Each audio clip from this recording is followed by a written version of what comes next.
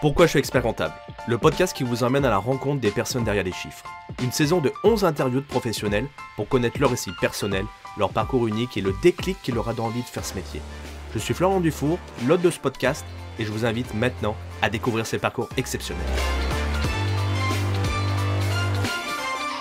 Bonjour David Luchard. Bonjour. Je suis ravi de t'avoir dans le podcast. Moi aussi, ça fait plaisir. Et ce qu'on va faire aujourd'hui, c'est qu'on va parler de toi pour une fois. Ouais. Et je voudrais en fait qu'on reparle de ton passé, D'accord. de ton présent pour un petit peu comment ça se passe au cabinet et ton futur. Mais avant, qu'on rentre dans le détail, moi j'ai utilisé ChatGPT en fait pour un peu voir ta description. Alors, tu vas me dire s'il dit pas de bêtises. Ouais, ok. Allez. Donc David Luchard, expert comptable, président du cabinet des Experts Contact, un cabinet d'expertise comptable offrant des services allant de la gestion fiscale au conseil. Il était basé sur Marseille. C'est ça. Il est également impliqué dans DLA Conseil, une autre entité comptable. Ouais, DLEA, c'est juste ma structure tout seul qui sous-traite à SAS pour un peu optimiser la rémunération. J'ai une URL, une SAS, et voilà. Mais le cabinet, c'est les experts contacts. Voilà. Au niveau de ta carrière, David Luchard a joué un rôle significatif dans le réseautage professionnel et les événements communautaires à Marseille. Contribuant à des discussions sur la gestion fiscale, des stratégies d'entreprise, il partage activement son expertise en comptabilité sur diverses plateformes comme LinkedIn. Ouais, c'est vrai, ouais, j'aime bien partager, j'aime bien les échanges, des fois un peu dans la provoque pour rigoler, mais c'est vrai que j'aime bien piquer un peu de temps en temps, et je trouve que c'est sympa, et puis ça permet d'échanger avec des gens qu'on n'a pas la chance de pouvoir croiser au quotidien, donc voilà, je trouve ça sympa. Donc il n'a pas dit trop de bêtises, ChatGPT. Non, ça va, c'est pas mal. Donc maintenant, moi, ce que je voudrais savoir, tu es expert comptable, mais à quel moment de ta vie tu t'es dit, c'est ce métier que je veux faire ? Est-ce que c'est quand tu étais enfant, au lycée, ça ? Dis-nous tout. Alors, pour être honnête, c'était pas prédestiné du tout. Parce qu'en fait, quand j'ai eu mon bac, donc j'étais à Digne-les-Bains, toute petite ville dans les Alpes, et j'étais très jeune, j'avais de l'avance, donc j'avais à peu près 15 ans, je crois, quand j'ai eu le bac. Et ce qui fait que du coup, il n'y avait pas beaucoup de filières sur Digne, il fallait aller sur Aix. Et moi, j'étais dans l'optique de faire soit du journalisme sportif, tous des trucs comme ça qui me plaisaient, mais j'avais quand même fait une filière éco. Et comme je me sentais pas prêt de partir de Digne, je me sentais trop jeune, mes copains étaient tous encore à Digne, c'est mon oncle qui m'a dit, écoute, pour pas que tu perdes ton temps, fais un BTS compta-gestion, parce qu'à Digne, il y a le BTS compta-gestion, et puis ça te fera un bagage, et puis tu basculeras sur ce que tu as envie plus tard. Et voilà, du coup, je suis rentré comme ça dans la compta, et puis j'en suis jamais sorti, en fait. Ça m'a plu de suite, et puis du coup, finalement, j'ai continué dans cette filière-là, j'ai eu une opportunité de rentrer en apprentissage chez un patron à Digne suite à ça, et puis du coup, j'ai continué jusqu'au diplôme. Voilà. Donc, tu as fait la filière classique ? Oui, DEC, alors à l'époque c'était DECF, du coup, donc maintenant c'est DCG, DSCG. Et vraiment la filière classique avec une alternance chez un patron, et j'ai eu donc les diplômes. C'est que le DEC que j'ai eu beaucoup plus tard, parce que j'avais arrêté un petit peu. Et quand je suis revenu à Marseille, que j'avais cette opportunité de rentrer dans un cabinet où l'expert allait partir à la retraite quelques années plus tard, je savais que si je validais pas mon DEC, je pourrais pas m'associer. Donc du coup, je me suis bougé et j'ai passé le DEC à 37 ans, quoi. Mais ça, c'est intéressant. Tu étais en avance, ouais. Et puis tu t'es dit, j'arrête. Peut-être pour certaines raisons. Ouais, en fait, il y a eu plein de choses qui ont fait que. C'est-à-dire que quand j'ai perdu mon papa, j'avais 29 ans. J'ai un petit peu... je me suis focalisé sur le boulot, j'avais mon boulot, mais du coup, je m'occupais plus trop des études. J'avais un peu lâché le stage, j'avais un petit peu des soucis, alors pas de santé, mais de stress, on va dire, d'anxiété. Donc j'avais un petit peu lâché, j'allais plus trop aux formations. Et ce qui m'a fait le premier déclic, c'est que j'ai reçu un recommandé de l'ordre en 2012 ou 13 pour me dire que j'allais être radié puisque j'avais pas finalisé mes formations. Et là, je me suis dit quand même c'est dommage, et donc j'ai réussi à demander une dérogation et à mettre à jour mon cursus. Et du coup, il me restait plus que le mémoire ensuite à faire, et en 2014, je suis arrivé à Marseille et je me suis mis sur le mémoire pour le passer en 2016 à Paris, quoi. Et tu regrettes pas ? Non, pas du tout, non. Vraiment pas. Et justement, raconte-moi un petit peu ton parcours justement à ce moment d'étudiant, parti collaborateur, à devenir expert comptable. Je rebondis du coup sur ce que tu viens de dire. Est-ce que tu trouvais que c'était dur de gérer ces deux fronts, en fait, entre on se met à corps perdu dans la profession, et à côté de ça, tu as quand même le DEC ? Je pense que ouais, ça peut être assez difficile, ça dépend beaucoup de l'employeur chez qui on est. Il y a deux possibilités, soit il a envie qu'on soit expert, il voit notre avenir et ça va beaucoup nous aider parce qu'il nous laisse partir en formation, il fait en sorte qu'on fasse des choses intéressantes. Il s'intéresse à notre mémoire, etc. Ou soit, par contre, il est très, très centré sur son cabinet à lui. Et moi, c'est ce qui se passait. C'était pas quelqu'un de méchant, mais par contre, il disait toujours que je serais jamais expert. Enfin, il avait tendance à un petit peu me rabaisser parce qu'il se mettait en valeur lui. Et du coup, j'avais fini par croire, en fait. Donc, du coup, j'avais un petit peu laissé tomber. Je m'occupais juste de mon poste là-bas de collaborateur. Et puis jusqu'au jour où j'ai eu ce déclic de me dire, peut-être que je vais pas rester toute ma vie à Digne, enfermé dans ce cabinet avec le même poste, et je vais essayer d'aller voir ce qui se passe ailleurs. Et c'est là que tout est parti, puisqu'en 10 ans à Marseille, j'ai fait beaucoup plus de choses qu'en 20 ans à Digne, quoi. Ouais. Et ça a été simple, difficile, c'est de changer et de se mettre un petit peu un coup de pied au cul, hein. C'est jamais facile de se mettre un coup de pied aux fesses pour avancer, mais d'un autre côté, après, je reconnais qu'en plus, moi, j'ai un peu de facilité déjà avec tout ce qui est chiffres, donc la partie chiffres, la partie technique du métier, c'est vraiment rentré assez facilement. Et puis ensuite, je suis quand même quelqu'un d'ambitieux, d'un peu carriériste, et du coup, quand j'ai vu que à Marseille, j'avais rapidement des opportunités, ça m'a beaucoup boosté pour avancer. Et puis aujourd'hui, je le conseille à tout le monde, parce que je pense que faire une carrière où on prend du plaisir et où on fait des choses différentes tous les jours, c'est quand même très très intéressant, quoi. C'est un peu cette partie-là, en fait, oser, si j'ai compris. Ouais, c'est ça, il faut oser. Je pense qu'il faut oser, parce que la compta, c'est réputé comme quelque chose qui peut être barbant. Les gens ont un peu cette image-là. Mais justement, ce que les gens faut qu'ils comprennent, c'est que s'ils veulent pas que ce soit barbant, il faut tout faire pour en faire le plus haut possible. Et là, on commence à faire des choses qui sont vraiment passionnantes. C'est sûr que tenir des dossiers, c'est pas passionnant en soi, surtout qu'il y en aura de moins en moins de tenues avec tout ce qui se passe aujourd'hui dans la technologie. Donc il faut chercher à aller faire autre chose. Et puis voilà, le diplôme, il est toujours difficile à avoir, ce qui est une très bonne chose, parce que s'il était facile, il n'aurait plus la même valeur. Et du coup, je pense que c'est des études qui sont assez compliquées. Le mémoire est compliqué, mais par contre, voilà, ça vaut vraiment le coup quand même. Avec le recul, est-ce que ça aurait été plus facile de passer jeune, ou plutôt, comme tu dis maintenant, oui, jeune, à 36 ? Je pense que quand on est dedans, il faut enchaîner, en fait, parce qu'on est quand même dans ce cursus, un peu dans ce fonctionnement études. On n'a souvent pas encore de charge de famille. Donc moi, sur ce point-là, on va dire, j'ai la chance de ne pas avoir d'enfants, donc ça m'a permis d'avoir le temps de m'en occuper. Mais je pense que la personne qui a arrêté, qui entre-temps a 1 ou 2 enfants, j'ai d'ailleurs des exemples dans mes connaissances de personnes qui n'ont jamais passé le DEC parce que ils n'arrivaient plus à s'occuper du travail au bureau, du mémoire, etc. et qui du coup sont restés dans des beaux postes, mais sans aller jusqu'au DEC, quoi. Donc je pense que les jeunes d'aujourd'hui qui sont étudiants, il faut aller au bout du diplôme. Après, est-ce qu'il ne te faut pas aussi pour certaines personnes un petit moment de maturité ? Ou comme tu dis, ton déclic, c'est peut-être ça qui t'a dit... Ouais, je pense que ce qui est très important dans l'acquisition de la maturité, ça va être le stage, les 3 ans de stage. Il faut vraiment les faire à un endroit où on apprend des choses. Il ne faut pas les faire juste pour valider 3 ans, quoi. Et surtout que c'est très demandé, les stagiaires. Donc je pense que pour les stagiaires qui sont dans un cabinet où ils ont l'impression qu'ils ne font pas du travail de stagiaire, il faut partir, quoi. Et il faut le faire à un endroit où vraiment on se sent valorisé et où on fait un stage qui est intéressant pour que justement on acquiert cette maturité, cette valeur travail qui aujourd'hui est toujours à la mode et qui pourtant est importante, je pense, pour réussir. Ouais, c'est le socle un petit peu de notre profession. Et justement, est-ce que tu as eu des personnes, des événements au cours de cette carrière qui t'ont aidé à passer le cap, devenir expert comptable, ou même après, hein ? Ouais, des personnes. Il y a principalement donc mon oncle qui est celui qui m'a lancé dans la compta, parce que lui, il était professeur de comptabilité justement dans un CFA. Et donc, c'est lui qui m'a dit pourquoi tu fais pas de compta, puisqu'après tout, tu veux rester sur Digne encore 1 an ou 2, tente ce BTS, ça servira toujours. Et puis voilà, donc c'est un peu celui qui a été à l'origine d'eux, on va dire. Et puis ensuite, il y a mon ancien expert comptable, donc chez qui j'ai passé 17 ans à Digne, qui était quelqu'un de bien, mais qui avait ce problème un petit peu d'ego et qui, du coup, en étant un peu dans la provocation, en me disant que je serais jamais expert, au fond de moi, ça m'a piqué. Je me suis dit, je prouverai que. Alors malheureusement, il est décédé 1 an avant que j'ai le diplôme, donc j'ai pas pu lui montrer que je l'avais eu, mais je pense que ça m'a beaucoup poussé. Et puis après, bien sûr, il y a Monsieur Spiral, donc la personne à qui on a racheté le cabinet que j'ai actuellement, puisque lui, quand je suis arrivé à Marseille, déjà il m'a débauché. Il m'avait vraiment choisi moi, donc ça m'avait flatté. Et puis derrière, il m'avait promis que je ferais partie du schéma de reprise du cabinet. Il a tenu ses promesses et je suis toujours en contact avec lui. C'est quelqu'un que j'admire parce qu'il a tenu ce cabinet pendant 30 ans. Et du coup, voilà, c'est un peu une sorte de modèle parce que c'est quelqu'un de très travailleur. Et moi, je suis beaucoup dans la valeur travail. J'ai un peu du mal avec les modes actuels où on essaie de faire croire que l'expert comptable doit absolument faire 35 heures ou travailler 4 jours. C'est pas du tout ma vision des choses. Alors, je dis pas qu'il faut pas avoir de vie, bien sûr. Mais je pense qu'on n'a rien sans le travail et que si ce métier est si beau aussi, c'est parce qu'on est des bosseurs et je pense que c'est une bonne chose. Voilà. Justement, qu'est-ce que tu en penses ? Est-ce que c'est possible justement de faire 35 heures, mais en touchant beaucoup moins bien ? Ou est-ce que c'est une profession aussi, il faut absolument travailler tout le temps ?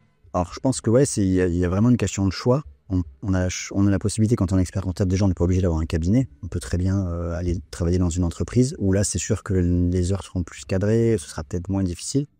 Et si on ouvre son cabinet, on a là aussi un choix de vouloir à tout prix grossir et de travailler toujours plus, ou de garder une partie de marge pour la consacrer justement à prendre une personne en plus, un bras droit, etc., qui permettent de se libérer du temps. Donc je pense que oui, il y a un arbitrage à faire là-dessus. Mais après, je pense qu'un expert comptable qui a un cabinet, il fait pas 35 heures. Voilà, c'est mon avis. Il fait pas forcément 60 heures, mais il en fait pas 35 toute l'année. Ça me paraît compliqué. S'il y en a qui y arrivent, tant mieux pour eux. Mais est-ce que c'est pas, par exemple, tu vois, d'avoir fait jusqu'à SDEC, ou qui est dur à voir, qui est exigeant, qui nous modèle un peu aussi à cela? Oui, il y a ça, il y a l'éducation aussi, je pense. Moi, je suis issu d'une famille où on nous apprenait vraiment que le travail c'était quelque chose de fondamental. Voilà, puis il y a aussi un problème de génération. Aujourd'hui, on est dans une génération où on est plus dans le bien-être, RSE, tout ça. Et d'ailleurs, je trouve que c'est très bien.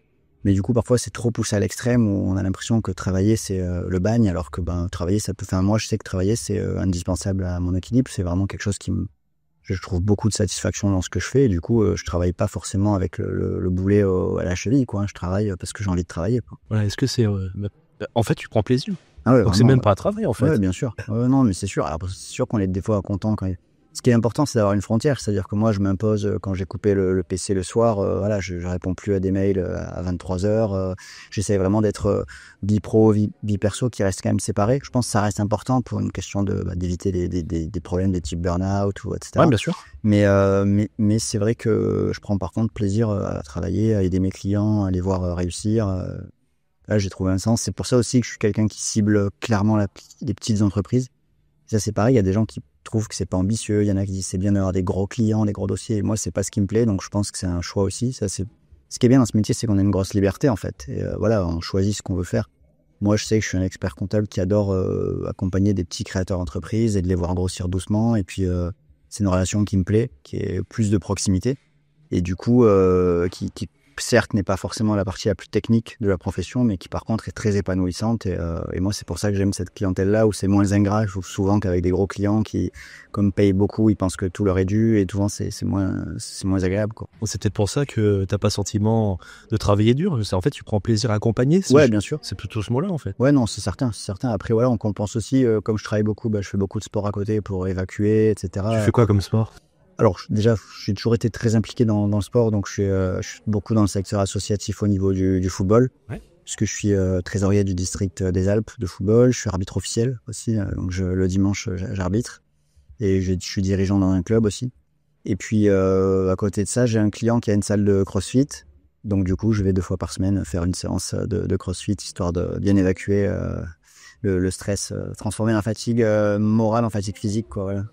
Tu travailles beaucoup, mais quand même, tu as le temps de faire certaines actions. C'est oui, bien. non, mais c'est sûr. Hein. Moi, je suis quelqu'un de toujours proactif, donc je m'organise, et puis on arrive toujours à faire des choses à côté. Hein. C'est ce que je dis. Il faut pas croire que on n'a pas de vie. C'est pas le but. Il faut arriver à garder une vie. Mais après, être dans l'extrême, à dire on bossera 4 jours, 35 heures, je pense que ce sera jamais facile dans notre profession, quoi. Voilà. Maintenant, au niveau des défis, ça a été quoi tes plus grands défis, et comment tu as réussi à les surmonter et qu'est-ce que t'en as appris surtout? Ça t'a apporté de l'expérience? Je pense que le plus grand, ça a été de franchir le cap de quitter Digne et de venir vivre à Marseille. Parce qu'en plus, il y a de très mauvais a priori sur Marseille quand on regarde que Marseille à la télé. Surtout en ce moment, c'est un peu dans l'actu, donc on s'en rend compte.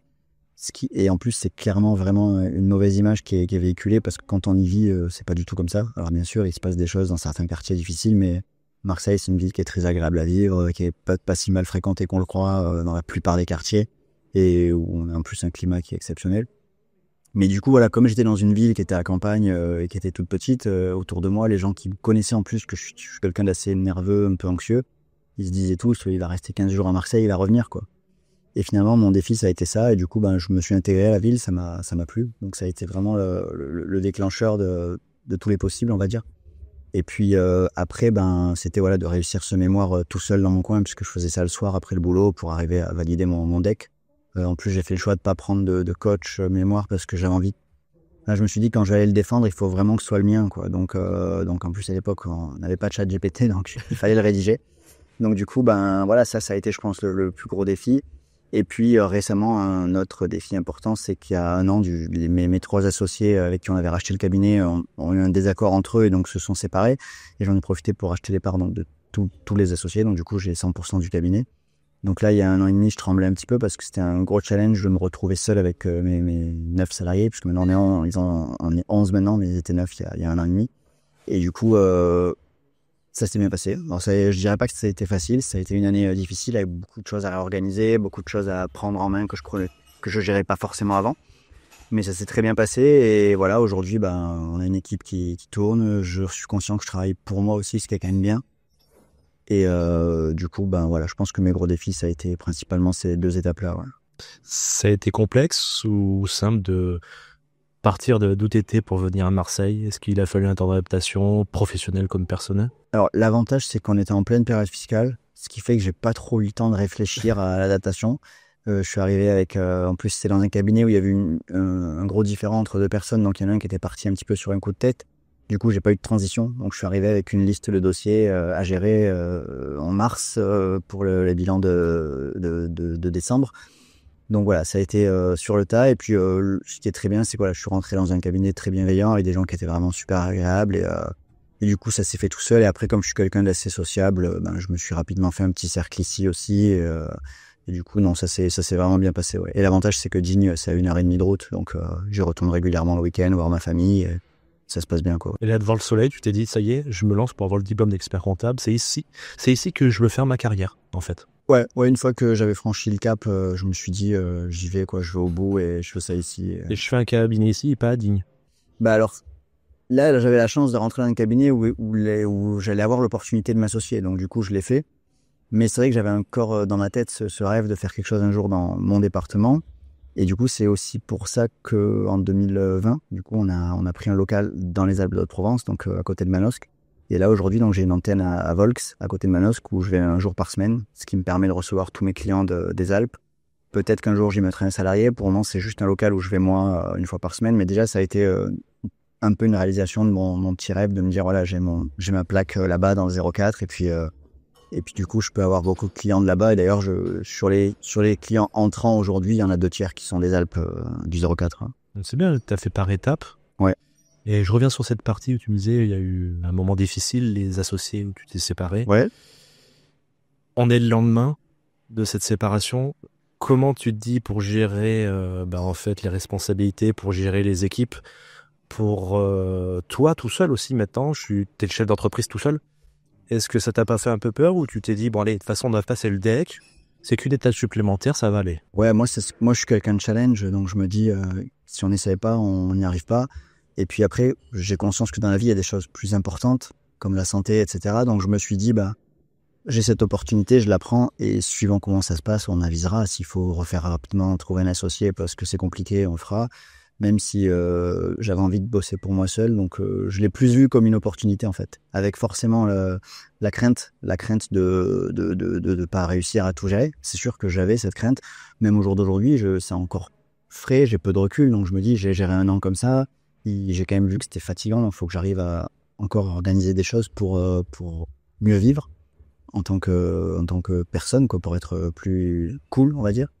Mais ça m'a fait peur, mais en même temps, ça m'a boosté, Moi, j'ai besoin de façon d'avoir des challenges tout le temps. Je pense que la routine, c'est pas quelque chose qui nous porte très haut, Si tu veux bien, on va aller sur la partie présente de toi. À quel moment tu t'es dit, ou est-ce que tu as ressenti ce moment professionnel où tu dis j'ai réussi? Je pense que il y a eu par étapes, en fait. Quand j'ai eu le diplôme, déjà, ça a été une vraie réussite pour moi parce que je m'étais un peu fait à l'idée que je l'aurais peut-être jamais. Et du coup, le fait d'être expert comptable, ça m'a vraiment boosté. Je me suis dit, ça, c'est beau. Mais je pense que le moment où je me suis vraiment dit que j'avais réussi, c'est clairement très récemment. C'est-à-dire que quand j'ai réussi à reprendre ce cabinet seul et à gérer un cabinet tout seul avec mes salariés aujourd'hui qui sont, je pense, tous très heureux de travailler avec moi. Donc, je pense que oui, j'ai réussi. Mais ce qui est bien, c'est que la réussite, c'est jamais définitif, en fait. Donc, j'ai réussi, mais demain, il faudra continuer à réussir. Donc, il faut jamais s'asseoir sur ce qu'on a réussi, voilà. Est-ce que le fait que aussi ça a été pas simple, t'es encore plus fier d'avoir... C'est sûr, je pense qu'au plus on a... C'est aussi pour ça que je dis que la valeur travail est importante. Ça, je pense que c'est au plus on a sué de notre franc, au plus on est fier de ce qu'on réussit.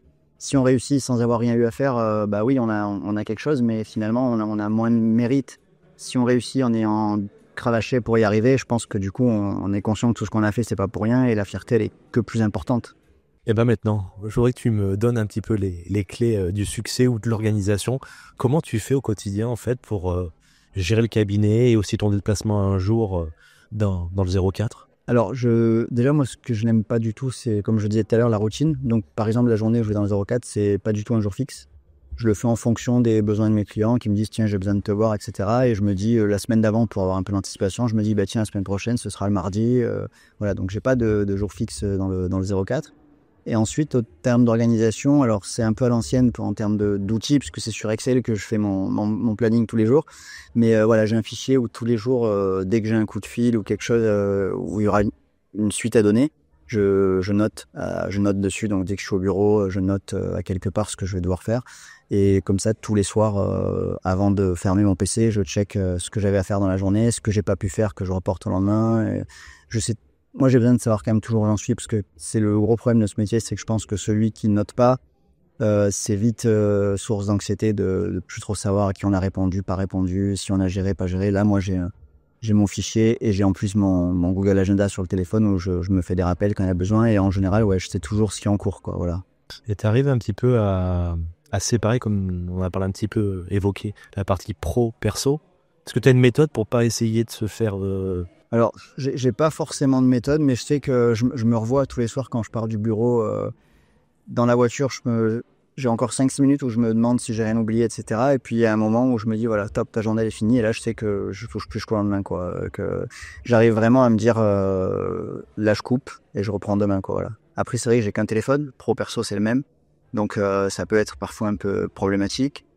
Mais ça fait partie de mon ADN, c'est-à-dire que moi, ce que je veux absolument, c'est être réactif. Et je me dis, si tu commences à avoir un téléphone pro, bah, tu vas avoir tendance à l'éteindre souvent, que tu n'as pas envie qu'on t'embête, etc. Et du coup, tu finis par ne plus être réactif. Donc, j'ai préféré garder cette méthode pour m'obliger à être réactif. Et puis, de temps en temps, bah, je le mets en pas dérangé pendant 2-3 heures quand j'ai une mission particulière, comme là en ce moment. Et puis, je sais qu'après, je rappellerai les gens s'il y a besoin, quoi, voilà. Le week-end, tu coupes quand même ou pas? Le week-end, les clients quand même ont pris l'habitude de ne pas m'appeler le week-end parce qu'ils voient bien que si je leur réponds, ça va être en leur faisant comprendre que c'est le week-end. Donc tu fais un match. Ouais, c'est ça en fait. Si c'est exceptionnel et que je sens qu'il y a un aspect d'urgence, je vais pas leur faire le reproche. Sinon, je vais peut-être leur répondre en disant on en discute lundi pour qu'ils comprennent que le samedi et le dimanche, logiquement, on n'a pas besoin de nous, quoi. On doit nous laisser aussi nous avoir notre vie. Et puis passer à autre chose pendant 2 jours, quoi. Est-ce que c'est peut-être pas ça, ta force, c'est de se mettre des règles et un cadre? Ah bah je pense que c'est primordial. Et encore, je dis que je me le mets, mais c'est vrai que ça m'arrive d'y déroger assez régulièrement. Mais quand moi je décide, des fois le soir j'y pense, je réponds à un mail et puis du coup le client il va dire tard, c'est bien, il me répond tard, mais parce que je l'ai décidé, quoi. Mais par contre, c'est très important effectivement de ne jamais être submergé. Et quand on commence à répondre aux gens à contre-cœur le soir, avec nervosité, c'est qu'on a raté quelque chose. Et là, ça devient problématique parce que je pense que c'est très important de faire les choses volontiers. Alors, c'est sûr qu'il y a des jours où on a moins envie que d'autres, comme tout le monde. Bien sûr. Mais c'est important de faire les choses comme on l'a décidé nous et pas par contrainte, en fait. Voilà. Tu aurais une méthode magique pour la période fiscale? Bah non, si je l'avais, je serais pas inquiet. Parce que là, forcément, c'est toujours la période qui nous inquiète un peu. Moi, je pense que ce qui est important, c'est de la commencer le plus tôt possible. C'est de se dire que la période fiscale, c'est pas mars, avril, mai. Et c'est vraiment de... Moi, je sais que dès le mois de décembre, je fais des mailings à mes collabs en leur faisant un petit peu le planning des bilans, en leur rappelant qu'en janvier, février, il y a beaucoup de choses qui se jouent parce que je pense que quand on a bien géré les mois de janvier, février, déjà, on s'est libéré d'une partie de ce qu'on aura à faire derrière. Donc, je pense que c'est important en période fiscale, c'est de la gérer sur 5-6 mois et pas sur 2 mois et demi, quoi. Voilà. Maintenant, au niveau... Moi, j'aimerais faire comme toi. Je veux être expert comptable sur Marseille. Qu'est-ce que tu me donnerais comme conseil pour faire comme toi? La nouvelle génération, ils veulent se Ouais, bien lancer. sûr. Voilà, moi, je dirais déjà premièrement, de ne pas avoir peur du travail, parce qu'aujourd'hui, j'ai l'impression qu'on apprend aux gens un peu à avoir peur du travail.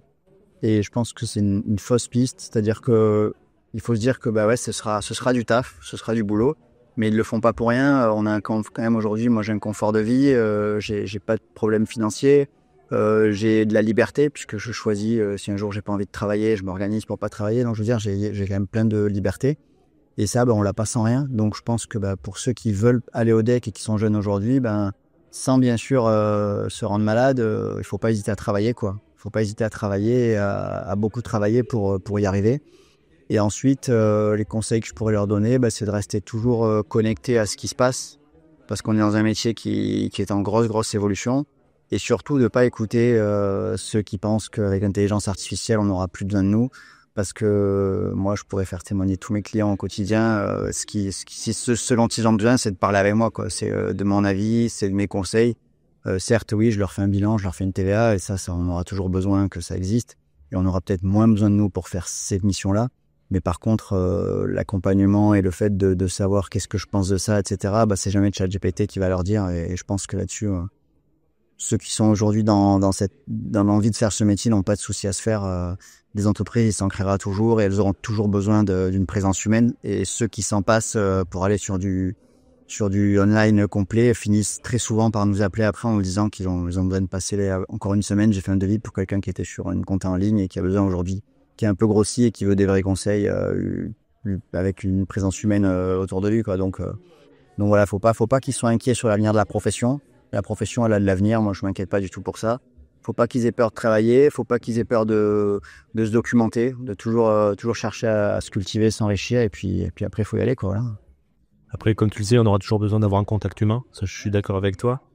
Et est-ce qu'il faut pas aussi faire un petit choix? Là, tu nous as parlé, tu vois, tu te concentres sur les créateurs d'entreprises, tout ça. Ouais, c'est alors... peut-être de partir là-dessus aussi, de se dire clairement, j'aurais aller dans cette expertise, mais ce point-là précis. Oui, sans extrême non plus, parce qu'en fait, je vois aussi passer régulièrement des posts de personnes qui disent que pour réussir aujourd'hui dans l'expertise comptable, il faut être spécialisé dans tel ou tel secteur. Alors ça peut être une piste, hein, on peut très bien avoir envie de se spécialiser dans les libéraux, dans les agricoles, etc. Mais par contre, moi, je pense qu'on peut aussi ne choisir de ne pas le faire. Et c'est ce que j'ai fait moi, c'est-à-dire que moi, je ne veux pas avoir une branche d'activité unique, parce que ce qui m'a plu dans ce métier, c'est sa variété, en fait. Et je pense que si demain, je gère plus qu'un corps de métier, je m'épanouirai beaucoup moins. Donc, je pense qu'il faut aussi être libre de ses choix. Et par contre, ça peut être bien, oui, de réfléchir, tellement le métier est vaste, de réfléchir à qu'est-ce qui nous plaira le plus. Ça, c'est vrai que c'est bien. Moi, c'est vrai que j'aime les petits clients, l'accompagnement de petites entreprises. Mais ça peut être bien de réfléchir à une spécialité, mais c'est pas une obligation du tout. Et contrairement à ce qu'on dit, pour moi, ça n'en sera jamais une. Je pense que des petits cabinets qui ont ce rôle un petit peu de médecin de famille des entreprises de tout leur village ou d'alentour, ça existera toujours et ils ont de l'avenir devant eux, quoi. Donc on peut très bien avoir cette envie-là et ne pas se spécialiser sur un corps de métier, quoi. Je vais rebondir. Est-ce que toi, ta spécialité plutôt, ce serait pas la réactivité que tu m'as dit tout à l'heure? Alors ça en fait partie, je pense, ça c'est sûr, parce que je sais que j'ai très souvent entendu des gens dire qu'ils n'arrivent jamais à joindre leur expert comptable ou qu'il fait toujours appeler quelqu'un d'autre. Moi, c'est vrai que je suis très facile à joindre. Alors, c'est rarement moi qui décroche, je rappelle, parce qu'on est toujours occupé, mais Bien en sûr, tout cas, c'est interactif. Les gens savent que sous 24 heures, ils vont avoir des nouvelles de moi, quoi. Donc ça fait partie de mes spécialités et je pense que c'est une évidence, mais ça n'empêche que je touche quand même à tous les corps de métier et quand j'ai un dossier qui arrive d'un métier que je connais pas forcément, je me dis pas je saurais pas le faire, quoi. Je me dis la partie conseil accompagnement, il y a des choses qui sont générales et je vais savoir faire, et puis après je fais comme tout le monde, j'apprends, hein. C'est pas parce que j'ai 46 ans que je vais plus apprendre, donc au contraire, c'est ça qui est bien, c'est qu'on apprend toujours, quoi. C'est le challenge en fait. Ouais, c'est ça, c'est ce qui me plaît, ouais, justement. Ouais, c'est ce que tu disais, en fait, c'est de toujours apprendre des nouvelles choses, d'être toujours sur de la nouveauté qui te permet aussi de te challenger et te nourrir. Bah c'est ça, des fois on se rend compte qu'on parle d'une chose ou qu'un confrère nous parle d'un truc et dans notre tête on se dit putain, ça moi je sais pas le faire ou je l'ai jamais fait, et du coup on va aller chercher comment ça se passe et puis on se rend compte que on est capable de le faire parce qu'on a la compétence, le bagage et on a appris les choses pour. Mais c'est juste que le métier est tellement vaste que ce serait hypocrite de dire qu'on le maîtrise complètement, parce que c'est un métier, je pense que même quand on finit sa carrière, on maîtrise jamais tout, quoi. Voilà. Tellement vaste. Et je voulais rebondir, tu communiques sur les réseaux sociaux. Ouais. Tu mets souvent en avant sur les réseaux sociaux tes clients. Ouais. Pourquoi tu as fait ce choix-là et pourquoi aujourd'hui? Je dirais que alors, c'est ça qui est bien, je pense, c'est que ça n'a même pas été un choix, en fait. C'est venu un peu tout seul. Comme moi, j'ai toujours aimé changer. Alors, j'avais déjà cette prévalence à communiquer sur les réseaux. J'avais tendance à le faire pour le foot, pour plein de trucs.